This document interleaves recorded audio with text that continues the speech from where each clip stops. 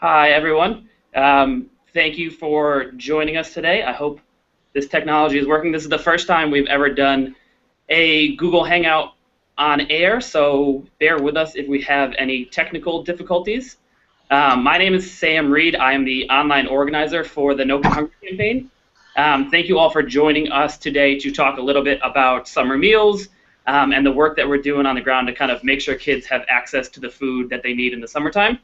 As many of you know, summer can be one of the hardest times for kids and families to get the food that they need. And so, while summer should be a time of friends, family, and fun, without access to the school meals that kids usually access during the school year, a lot of kids spend the summer worried about where their next meal will be coming from. In fact, only 1 in 7 of the kids who rely on school meals actually access summer meals um, during the summertime. The good news is that Team No Kid Hungry is hard at work making sure that more kids have access to summer meals through a lot of different programs and initiatives that we do. For example, we have a texting program where kids and families can text the word food to 877-877 to find summer meal sites in their area. And another way we're having a big impact is through our No Kid Hungry Youth Ambassador program.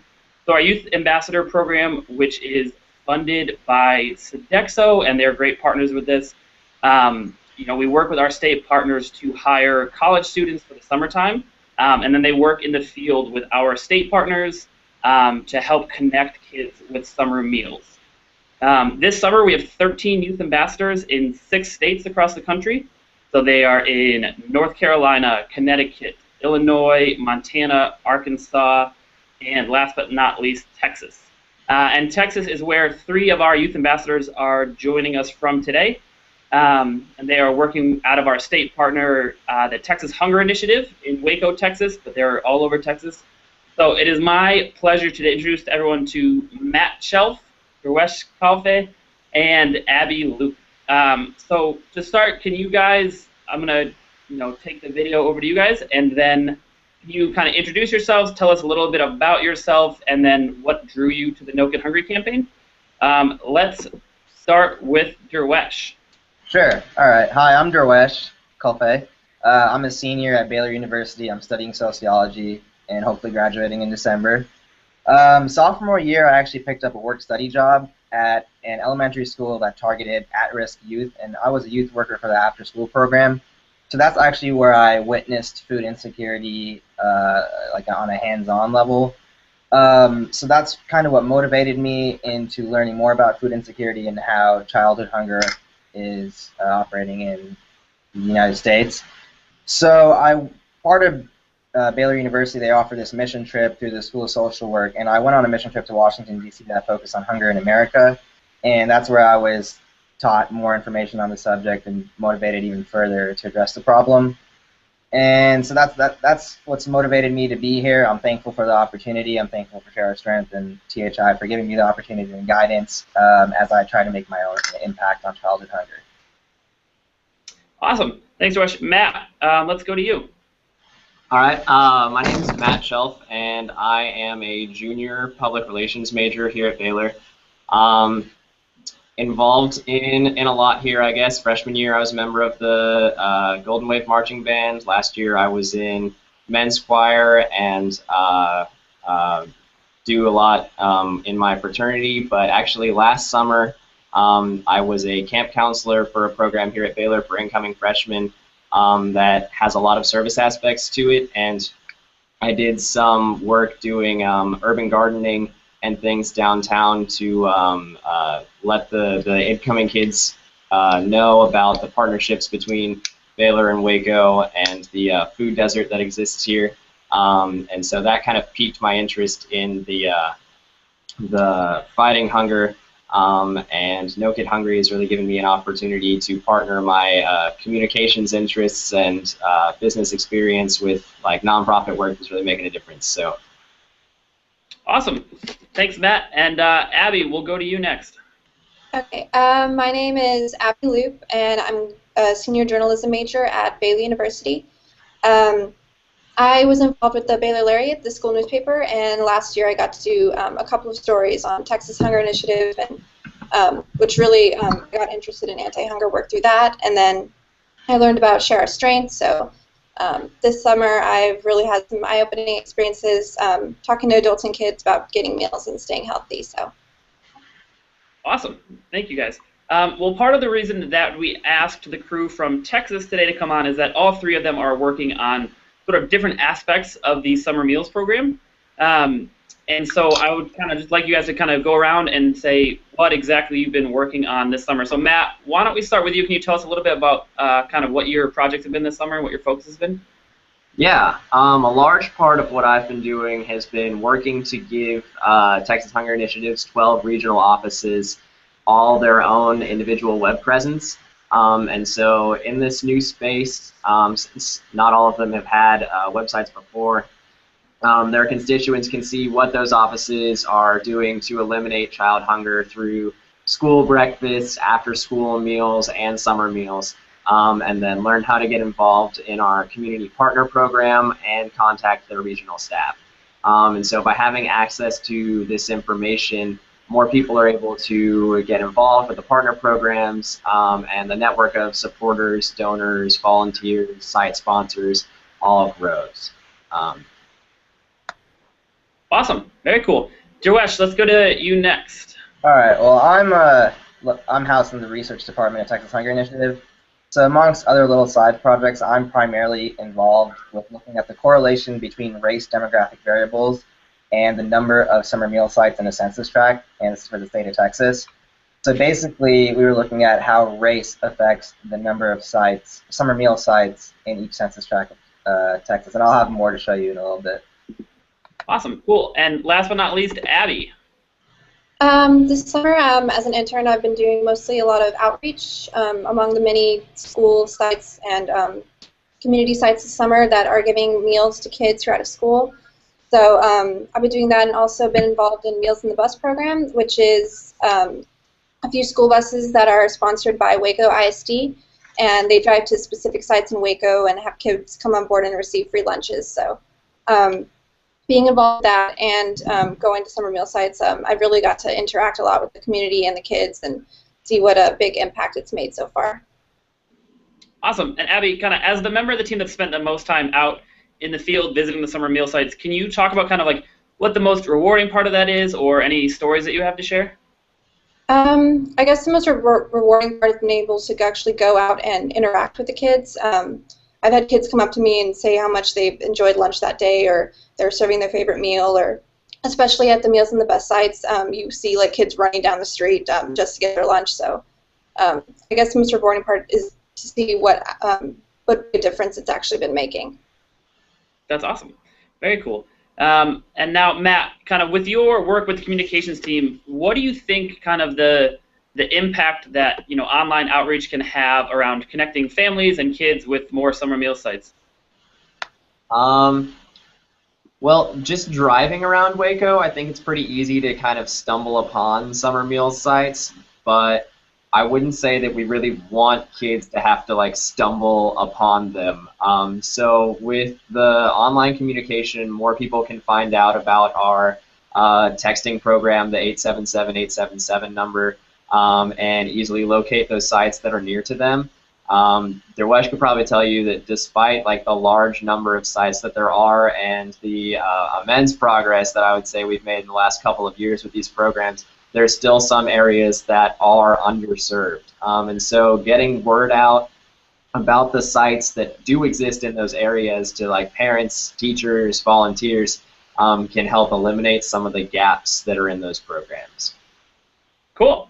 Awesome. And now, Derwesh, the research that you've been doing is really cool. Can you kind of talk about what you're learning and kind of what lessons you think you might be able to pull from it to apply towards the summer meals program and making it serve kids better? Sure. So we took our regression model, which analyzed race as a predictor of the summer meal site frequency in each census tract, and we output a list of census tracts that are the most underserved in Texas. So the research that THI has allowed me to conduct, it creates a targeted approach for defining need and allows us to rank areas in our state that are not being met at the moment. So I have a couple of maps that I want to show you, and basically these are maps of cities that pop up. Yep, you're good. I can see it. Yeah, these are so for Dallas, for example, in relation to race, these are the most underserved census tracts. So the bigger the dot, those are the areas with the most unmet need. So it allows for us to create a targeted approach as to where summer meal sites need to be placed. And then I have one more, which is for Houston. And it's pretty similar, but as you can see, Houston and Dallas are the two biggest, or one of the two largest cities in Texas, and they are very underserved at the moment. But we've also calculated like child to site ratios and the number of schools in each census tract that are have an above 50% participation rate in the free and reduced lunch program. So all in all, it allows for a targeted evidence-based approach for summer meal site placement and frequency in census tracts on a state level. That's really cool. And how do you measure need in those kind of maps? Well, so we measure need as the population of low-income children aged 5 to 17 who have lived in poverty or lived in a family that's been under the poverty level for the past 12 months. Got it. Awesome. And I'll also say right now that if anyone has any questions, anyone watching, feel free. There should be a question and answer box. Feel free to submit them in there, and we can, if we have time at the end, we can get to those. Guys, one more question for you. Kind of, if you coming into this summer, you know, or I guess now that you've been through a lot of the summer, we're about 6 weeks into the program. If you all have, you know, one thing that you've learned this summer that you didn't know to start that you think would be kind of important to impart upon our audience, or that you wish that you had known earlier. Abby, can we start with you? Sure. I guess I didn't realize how much can be done just to help out with childhood hunger and how much of an impact providing summer meals could have. I didn't know a lot of kids didn't get meals during the summer because school was out. So now actually working with that, I see it really is a need. So so many kids have come out to receive summer meals, and so a lot of people have shown support for it just by spreading out flyers and promoting. And I think the more we make people aware of childhood hunger in the community, more people can get involved and also help out the organizations that are also fighting against hunger and poverty. Awesome. Matt, what about you? I would say, I guess, I don't know, you can't just look at a kid and say, like, oh, he must need food assistance. You don't get to just line up a bunch of children and say yes, no, yes, yes, no about whether or not they wake up hungry in the morning. Like, you can't just always tell from the clothes they wear or anything. I guess before this summer, I had been exposed to the like very, very, very impoverished areas of Waco. And so the disparity between those areas and Baylor's campus gave me a pretty skewed view of what need looked like in Waco. But I guess I'm starting to kind of realize that hard times can happen to anybody. So whether a child was, you know, born under the poverty line or just had unfortunate circumstances thrust upon them, kind of everybody has the right to a helping hand, you know, a smiling face, and a good meal on a hot day. Awesome. Drewesh, what about you? So there's a multitude of individuals and organizations like on a state and national level that have a similar vision in ending childhood hunger, but it's in the partnership of these efforts that we would most efficiently serve to address the childhood hunger. So I would say the one thing that I would take away from this summer is like collaboration is key. Data analysis and research are pretty important in our collaborative efforts, and they work on a local, state, and national level. And we can use data analysis and research to supplement the work that our on-the-ground staff does on a daily basis. Awesome. Cool. Well, we have a couple questions that have come in from the Q&A section. First, someone asked, just confirming that the text number is 877-877.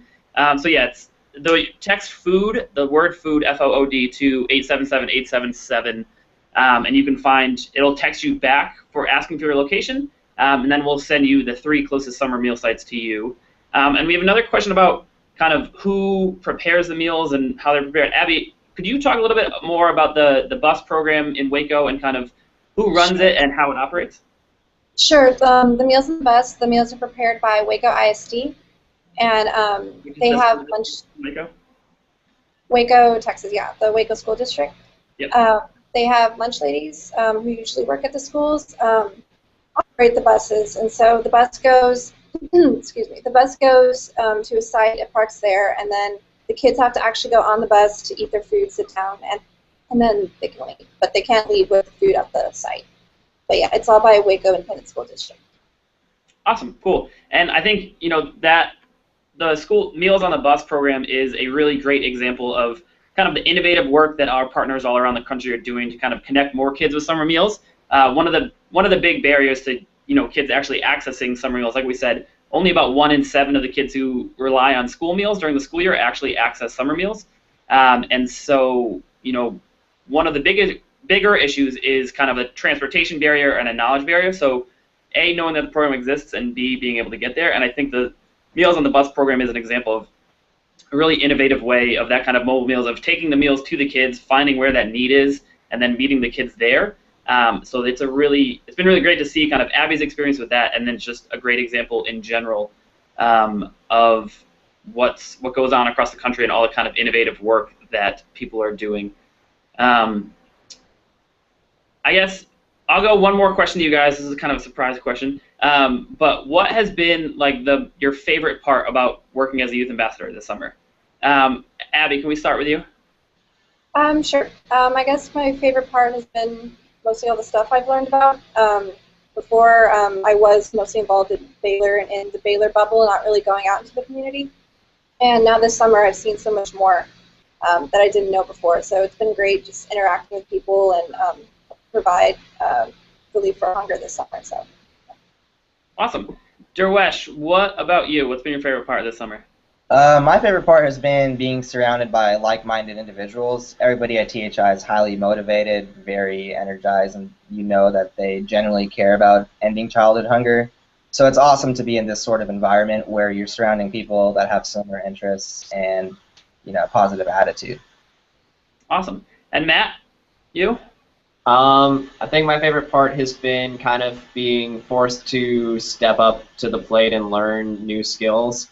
I knew going in that I could be a good storyteller, and I kind of thought that was going to be the whole thing. But I've learned more about what different things can constitute a story. So I didn't know much about HTML or anything, but I've been able to put other people's words up for everybody to see worldwide, and I knew how to take a picture with my iPhone, but now I'm pretty proficient with the Nikon and stuff like that. So I've definitely expanded what my view of a story is and my abilities to tell it. Awesome. Cool. Well, I will say also that my favorite part about this summer and working with our youth ambassadors has been just seeing kind of the energy and the passion that drives them. Both our 3 in Texas, but also all 13 of them all across the country. They are doing really cool stuff. Besides the stuff that we've talked about today in Texas, there's also been, we've had our crew in Arkansas leading Cooking Matters at the Store tours, where we teach families kind of how to shop for healthy food on a budget. They've led Cooking Matters with Kids courses, teaching kids kind of how to prepare healthy meals themselves. The crew in Connecticut has been doing a lot of outreach blitzes where they go out into the community and hand out flyers and spread the word and stuff like that.